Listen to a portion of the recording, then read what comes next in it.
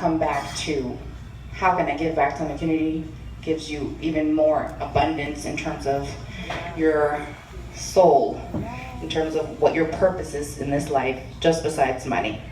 So when I started to do my Glimmer Fairies and I was looking for people and I was like, who's going to help me do this? How do I do this by myself? Why did I say I was going to do this? Oh, shit.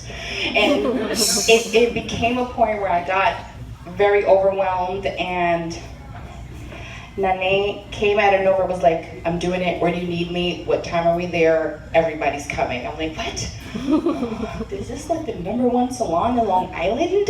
It's telling me that they want to be at my event right now? That's amazing. And she came through with all of her girls. They busted out nails, did designs, made everyone feel so good, and made me proud to know her. I was just like, I know her. Aww. That's one of those people that I'm so proud to know her.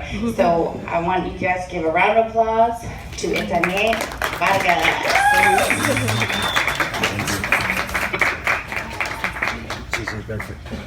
Ay, señor. Yo soy boricua. I'm going to start for telling you this is my first time speaking in public, so please understand. She made me. That wasn't my plan.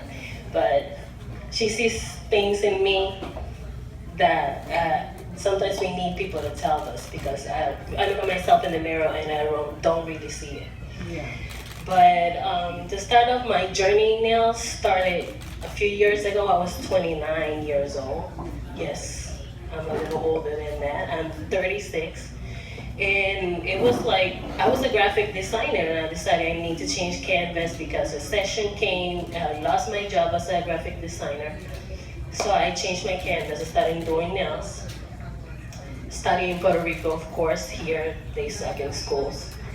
And sorry. And I came to New York with my husband, and he pushed me to own a nail salon. And when I started, it was just me in an alley. Literally, people will find the address, walk on the street or park, and be like, "This is an alley. Where's the salon? This thing doesn't exist." But then the people that like, okay, let me go in and went and started making appointments, guys started getting there.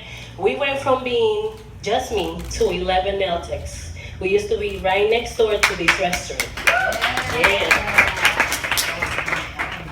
We this year celebrating our 5th anniversary. It's gonna be 5 years since we opened. And I'm happy to hit that mark because it's hard. A lot of businesses, small businesses, don't make it there. And I'm a woman and I'm Latina, so that makes us even harder. I'm a mother also, that makes it even harder. So, but in 2014, we won Best Nail Salon of Long Island. I'm proud of that. In 2016 also. This year we're running for it. And there's a jump between 2014 and 16 because that was the year of my struggles. That was the year where my business struggled. But also the year that God gave me the biggest thing I wanted. After 11 years trying to have a baby, I had a baby girl. She gives me strength. So that year we skipped. That year, I grew that year, and everybody loved me, and everybody wanted to be in the salon, and everybody wanted to come. But when the struggles came, guess what happened? Everybody left. Nobody wanted to be part of it because they didn't want to go down with me. Right? I'm sure all of us went through that at some point. But I understand that the people that left, God was making the way for the amazing people that works with me right now. These girls, they very young, but they there.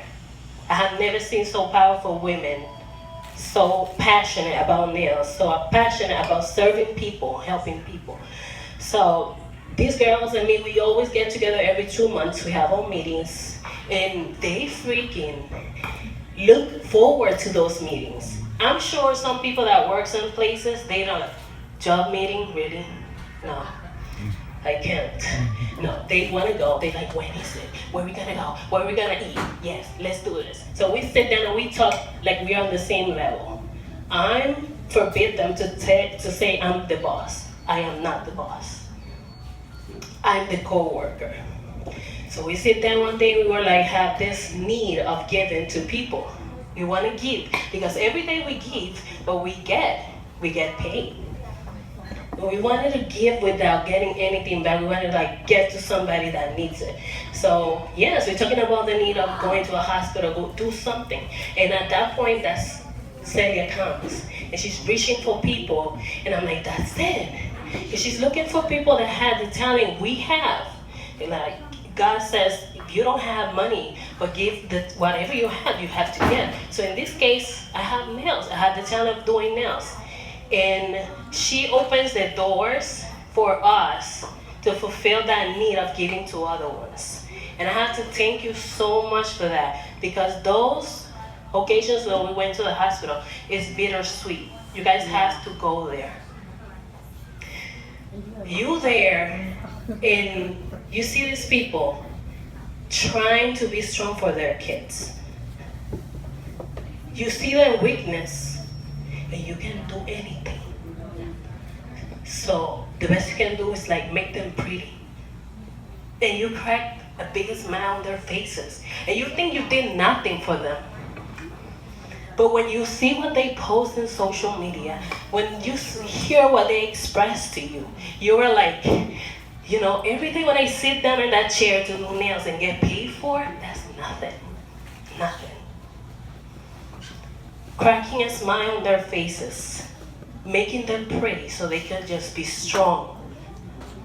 And you know, take another day and another day and make their kids happy and keep their family together. We went to the hospital on Mother's Day. On Mother's Day. And when everybody's having a good time in their houses, right? Having a party, having dinners, dressing cute, these moms are in the hospital with their kids. Because their kids are the reason. Wow. That's why they're mothers. And their kids are ill. They're sick. And I encourage to the people that haven't had the experience to be part of a project like this one. Glimmer Fairies, you should be. Try even once a year. If your schedule doesn't let you, try it. You're gonna see. You feel like you make it, you've done everything in your life when you sit down and when you do makeup and when you do hair and when you do all these amazing things, because those are amazing things. But when you go for somebody that really needs it, that cannot get there, you go to them and they need it, and you help them get through another day, that's where it is. That's what fills you up. That's what God wants us to do. So, to finish, thank you, Celia. I'm proud of you. And I'm always gonna be there, and the girls are gonna be there. And you tell me the time of the day, all right? Thank you so much.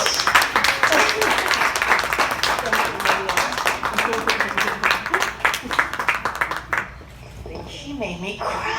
No, she made me cry. And she was the one that said, I have never spoken in public before. I'm scared of you, girl. You better run for president. Fuck Hillary, but I'm voting for that man. Oh, yes, sorry. honey. And she